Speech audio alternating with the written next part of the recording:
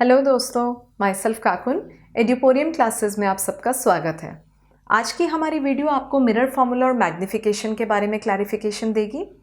पहले हम इस कॉन्सेप्ट को समझाएंगे और उसके बाद आप और हम साथ मिलकर कुछ न्यूमेरिकल सॉल्व करेंगे। तो आइए देखते हैं मिरर फॉर्मूला क्या बताता है। देखिए, मिरर फॉर्मूला कुछ ऐसा कहता है 1/v + 1/u = 1/f। इसमें जो v होता है वो आपका इमेज का डिस्टेंस है, u आपका ऑब्जेक्ट डिस्टेंस और f जो होती है वो आपकी फोकल लेंथ होती है। देखिए, जब भी आप इस मिरर फॉर्मूला को यूज़ करेंगे तो आपको अपने कॉनकेव और कॉन्वेक्स मिरर को ध्यान में रखते हुए v, u और f के पॉजिटिव या नेगेटिव साइंस डालने होंगे। जो मिरर फॉर्मूला होता है वो आपको एग्जैक्टली डिस्टेंस बताता है आपकी इमेज का। डिस्टेंस मतलब कि वो 20 सेंटीमीटर आगे, 20 सेंटीमीटर पीछे, ये सब। तो डिस्टेंस के साथ साथ आपको अपनी इमेज की पोजीशन पता चलती है कि वो फ्रंट में बनने वाली है या वो मिरर के बिहाइंड बनेगी। जैसे कि आपको पता है फ्रंट में बनेगी तो आपकी इमेज वर्चुअल, आपकी इमेज रियल इन्वर्टेड केस होगा, और अगर वो बिहाइंड बनती है तो आपकी इमेज वर्चुअल इरेक्ट इमेज होगी। मैग्नीफिकेशन की अगर हम बात करें तो इसके दो फॉर्मूलाज होते हैं। एक रहता है h'/h, एक होता है -v/u। ये h' होती है आपकी इमेज की हाइट, h आपकी ऑब्जेक्ट की हाइट, v आपका इमेज का डिस्टेंस और u object distance. Again concave और कॉन्वेक्स को ध्यान में रखते हुए इनके अकॉर्डिंगली साइंस डाले जाएंगे। जब अभी हम न्यूमेरिकल साथ करेंगे तो आपको ये बात अच्छे से क्लियर हो जाएगी। देखिए, यहाँ पे इन दो फॉर्मूलों को यूज़ जब आप करेंगे तो आपकी मैग्नीफिकेशन की वैल्यू कोई एक एब्सोल्यूट नंबर आएगा, लेट्स सपोज 1 ले लेते हैं, और उसके साथ साथ उसका कुछ साइन भी ज़रूर आएगा, या तो प्लस या माइनस। अब देखिए, ये जो 1 है ये आपको आपकी इमेज के साइज़ के बारे में इंडिकेशन देगा। मतलब अगर आपका m इस 1 से बड़ा आ रहा है तो इसका मतलब जो आपकी इमेज फॉर्म होगी वो एक एनलार्ज्ड इमेज होगी, ऑब्जेक्ट से ज़्यादा बड़ी होगी। अगर ये आपका m एग्जैक्टली इक्वल टू 1 आ रहा है तो इसका मतलब आपका इमेज और ऑब्जेक्ट सेम साइज की होने वाली हैं। और अगर ये m लेस देन 1 है तो दैट मीन्स आपकी इमेज इस केस में एक डिमिनिश्ड इमेज होगी, ऑब्जेक्ट से छोटी। तो ये तो बात होती है इस नंबर की। अब इसके साइंस का क्या रेलेवेंस है, वो कुछ ऐसा है। आपका अगर कॉनकेव मिरर लेके आप इस न्यूमेरिकल को सॉल्व कर रहे हो तो देखिए, कॉनकेव मिरर में अगर आप इस फॉर्मूले को यूज़ करेंगे, या चलिए इस फॉर्मूले को यूज़ करते हैं, तो कॉनकेव मिरर में इमेज बनने के ना दो केसेस होते हैं। एक तो होता है कि उसमें वर्चुअल इमेज बने, जो सबसे पहला वाला केस होता है, और एक होता है आपकी रियल इमेज बनने का। तो अगर ये वर्चुअल बनी होगी, लेट्स सपोज ये मेरा कॉनकेव मिरर है, यहाँ तो मेरा ऑब्जेक्ट रखा हुआ है, और जो मेरी इमेज बनी है अब की बार वो वर्चुअल बनी है। तो देखा जाए तो दोनों ही अपवर्ड मेजर हो रही हैं, पॉजिटिव होंगी दोनों ही। तो अगर इस फॉर्मूले में ये बात फिट करोगे तो कैसा रहेगा ये फॉर्मूला, ऊपर भी प्लस और नीचे भी प्लस। तो आपका जो मैग्नीफिकेशन का वैल्यू आने वाली है वो क्या साइन आने वाला है, पॉजिटिव। अब अगर रियल इमेज की बात करें, ये यहाँ ना फॉर्म होके यहाँ कहीं पे फॉर्म हो रही है, तो जो इमेज का हाइट है वो नेगेटिव मेजर हो रही है। इसको इस फॉर्मूले में पुट करोगे तो कैसा लगेगा, माइनस ऊपर और नीचे पॉजिटिव, क्योंकि ऑब्जेक्ट तो है ही पॉजिटिव। तो मैग्नीफिकेशन का जो ये वैल्यू आने वाली है उसका साइन क्या होगा, नेगेटिव। तो मतलब कॉनकेव मिरर में ये मैग्नीफिकेशन के साइंस दोनों आने की पॉसिबिलिटीज़ होती हैं। लेकिन अगर यही बात एक कॉन्वेक्स मिरर में करें तो कॉन्वेक्स मिरर का केस कैसा होता है कि उसमें जो दोनों केसेस होते हैं इमेज फॉर्मेशन के, वो यहाँ बना देते हैं। ये देखिए, ये आपका कॉन्वेक्स मिरर है, ऐसा पीछे की तरफ आपका रिफ्लेक्टिंग सरफेस है, यहाँ आप ऑब्जेक्ट रखोगे, और जो आपकी इमेज फॉर्म होती है वो हमेशा एक वर्चुअल इमेज होती है, पीछे वाला केस। तो इस केस में अगर ये फॉर्मूला अप्लाई करोगे तो दोनों ही वैल्यूज़ ऊपर नीचे पॉजिटिव है, तो मैग्निफिकेशन का क्या साइन होने वाला है इस केस में? It is for sure going to be a positive magnification.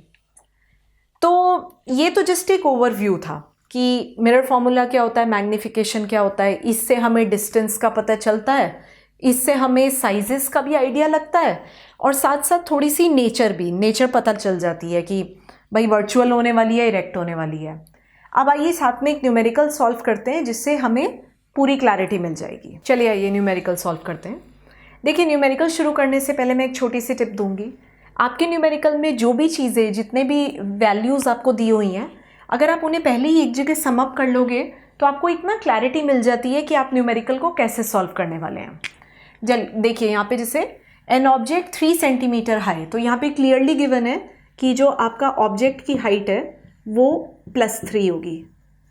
देखिए मैंने +3 क्यों लिखा है, क्योंकि मुझे क्वेश्चन में यहाँ पे बहुत क्लियरली गिवन है कि ये कन्वर्जिंग मिरर है। तो कन्वर्जिंग का मतलब एक कॉन्केव मिरर है। तो जब भी एक कॉन्केव मिरर होता है, ऑब्जेक्ट हमेशा उसके आगे इस तरह रखा जाता है। तो यहाँ पे इसकी हाइट +3 होने वाली है क्योंकि ये एक्सिस के ऊपर की तरफ मेजर होगी। It is placed at a distance of 10 centimetre in front of the mirror. मतलब जो इसका ऑब्जेक्ट डिस्टेंस है वो u 10 सेंटीमीटर है। नेगेटिव होगा क्योंकि वो डिस्टेंस ऐसे मेजर होता है। Focal length 20 centimetre. Concave mirror का जो फोकस है वो हमेशा उस मिरर के आगे फॉर्म होता है यहाँ पे, तो वो भी हमेशा लेफ्ट की तरफ मेजर किया जाता है। सो ये भी नेगेटिव होने वाला है, ये लिख लेते हैं।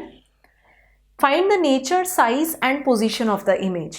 देखिए मोस्टली क्वेश्चंस में आपको ये तीनों बातें बतानी होंगी आपकी इमेज के बारे में। तो यहाँ पे हमें क्लियरली गिवन है कि जो आपका v है वो तो आपको मिरर फॉर्मूला से ही ऑब्टेन होगा। तो मिरर फॉर्मूला अप्लाई करना शुरू करते हैं।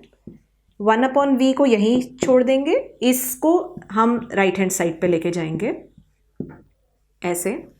जब भी आप वैल्यू पुट करेंगे साइंस के साथ पुट करनी है, तो कुछ ऐसा।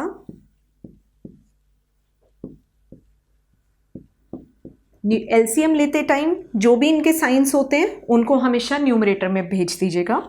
सो हम इसको अब ऐसा लिख सकते हैं और ये देखने में थोड़ा इजी भी हो जाता है। एलसीएम इसका 20 आएगा और जब इसे सॉल्व करेंगे तो द आंसर विल बी 1/20।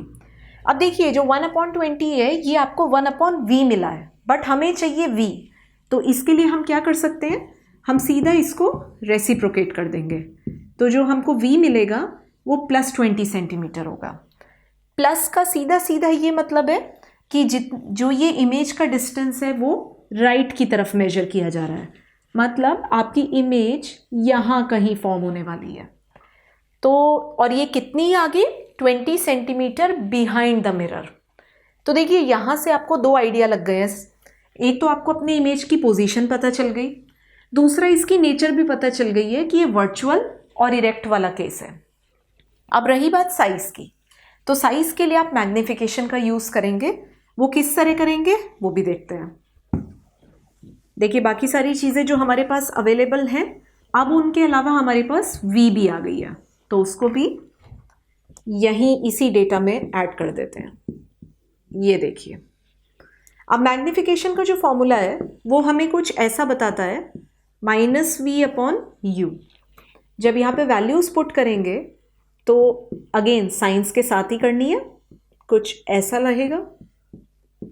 इनका माइनस माइनस कैंसिल हो जाएगा और जो हमारा मैग्निफिकेशन आएगा वो 2 आएगा +2, जैसे कि मैंने आपको पीछे बताया था।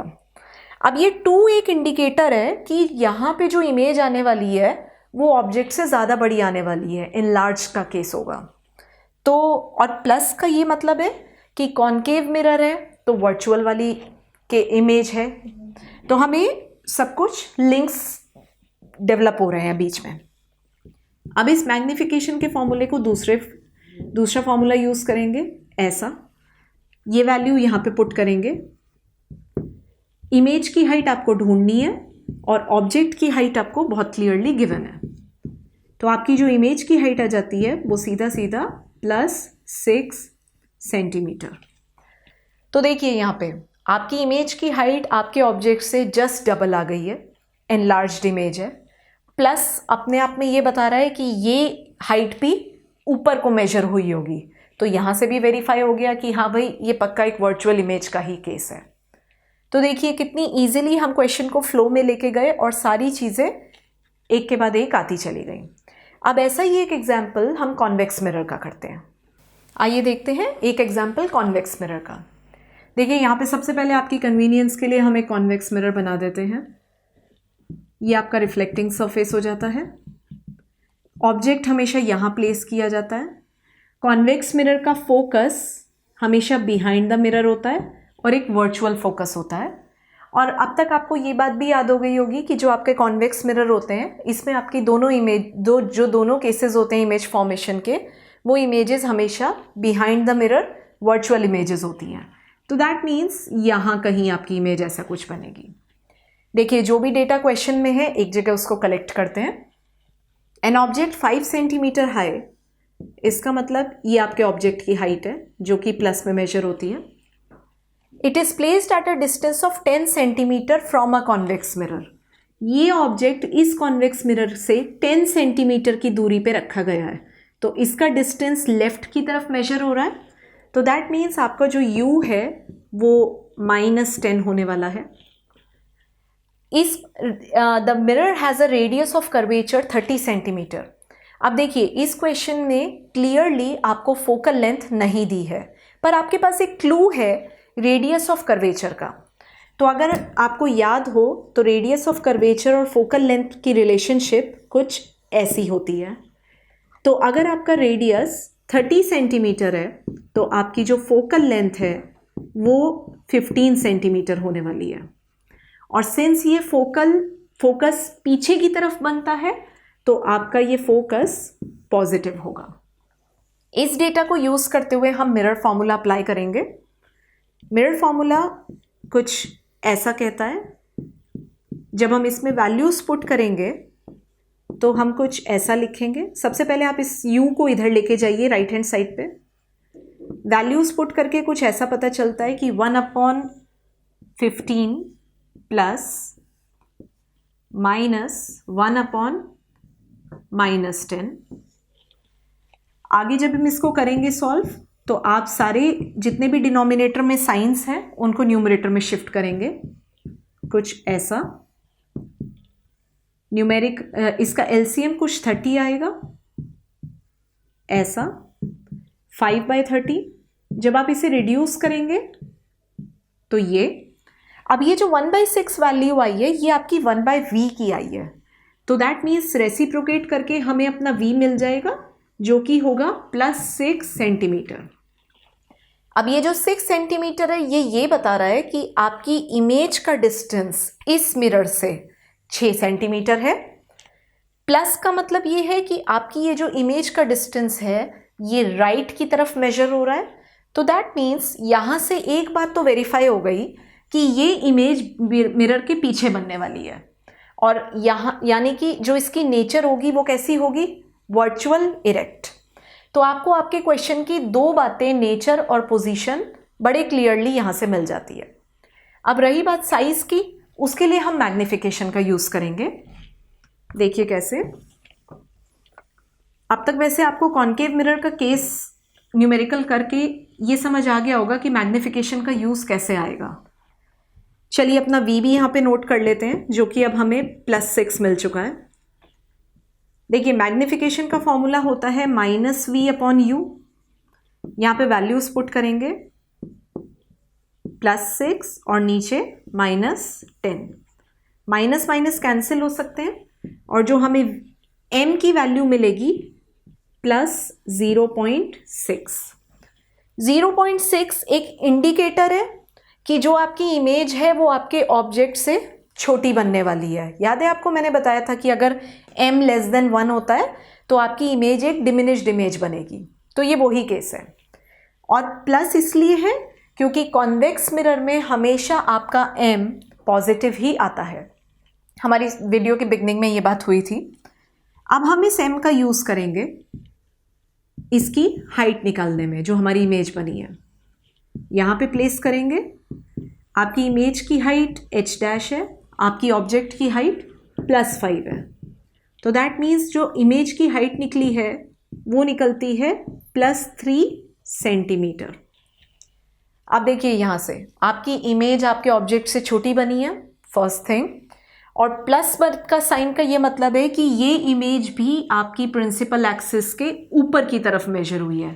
तो यहाँ से दोबारा वेरीफाई हो गया कि हमारी ये श्योर शॉट एक वर्चुअल इमेज होने वाली है। तो देखिए अब हमने इन दो न्यूमेरिकल्स के थ्रू कोशिश करी है कि आपको ये कॉन्सेप्ट समझ आ सके, और मैं उम्मीद करती हूँ कि ये वीडियो देखने के बाद आपको कुछ हेल्प ज़रूर मिलेगी। आपको अगर फर्दर कोई क्वेरीज़ हैं तो आप हमसे हमारे जीमेल पे कांटेक्ट कर सकते हैं। I would be happy to resolve it. अगर आपको हमारी वीडियो पसंद आई है तो लाइक, शेयर और सब्सक्राइब करना ना भूलें, और हमारी अगली वीडियो ज़रूर देखें। Thank you.